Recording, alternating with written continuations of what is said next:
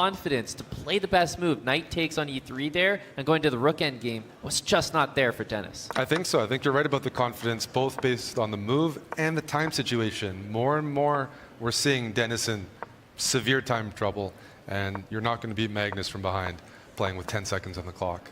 Yep, and we've got just under 30 minutes remaining in this 3+1 section, 9.5 to 3.5.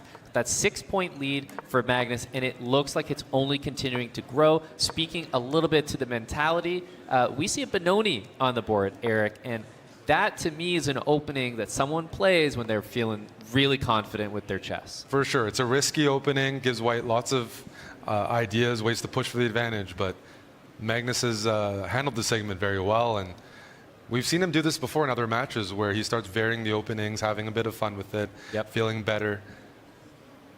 Yep, and this is a position where, you know, structurally it's just inferior for black. That is the basis of the opening, but you get a lot of counterplay, and there's a reason that this didn't come out, I think, in the 5-minute. It's something that becomes more playable with less time on the clock. There's going to be counterplay. Heck, sometimes you can even leave this knight on h5, Eric, to be captured. I don't know that we're going to see that here, but knight h2, you see bishop takes on h5 is the threat, and usually that d6 pawn comes under some fire. Yeah, in this position, Denis, I think, is playing it slow. Even if you move the knight away, you can see knight g4 being quite problematic. Yeah. The piece that you want to target as White is the dark squared bishop. That's why, even in this position, Denis isn't too worried about this exchange, because that's considered the best piece for black, that dark squared bishop. Especially with considering that black's weakness is the pawn on d6. It's a dark square. If you don't have that bishop, you can really envision a future where these dark squares around the king are pretty problematic for black to defend. Yeah. So this is risky. You mentioned it, and you know Magnus is playing in a way that, as someone who's down 6 points in the match, you're very happy that black's playing a BENONI. It's given up the dark squared bishop. Now playing f6. Another golden opportunity here for Denis. But Eric, should Magnus sort of, I'll use the term, get away with playing like this? That could really just, the score could just keep going up from there. I don't think he should get away with it, but we know he often does. He's played these openings and done well with it. But this position, even though, yeah, like I love this position for White. Take away the material. Like black is up a pawn, but look at the pieces. On c8, on g7, White can play c4, White can play rook b1, just put long-term pressure on b6. Feels like the attacking chances are with White, and there's not much fun to be had for black, even with that extra pawn. Yeah, just point out, you're not supposed to have your knights flank out. So the knight on g7 is not ideal. This knight on e5, I don't know if it's a threat to play knight takes d3, but I would prevent it. And now, after bishop to f1, it's actually been given a double question mark. Yeah, there's a tactic on h3. A little bit harsh to me, but yes, tactically rooted. Yeah, bishop takes h3 with the idea of knight f3. Really tricky stuff.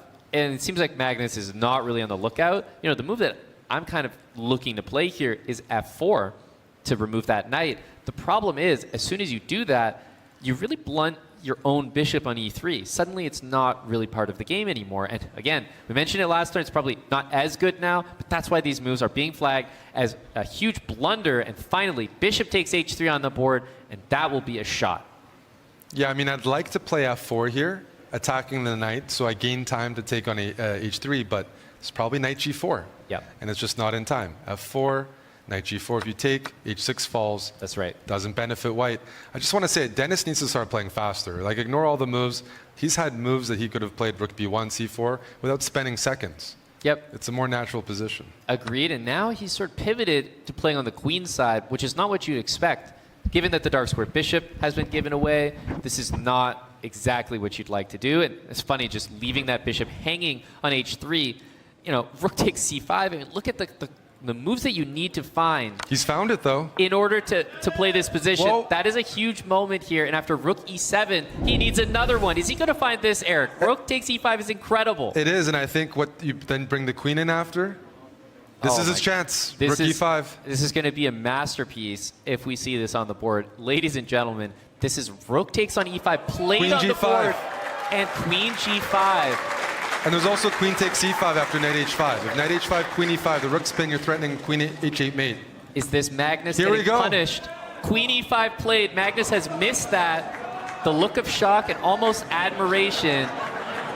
Yeah, he knows it. He knows it. And there's the cheers from the crowd.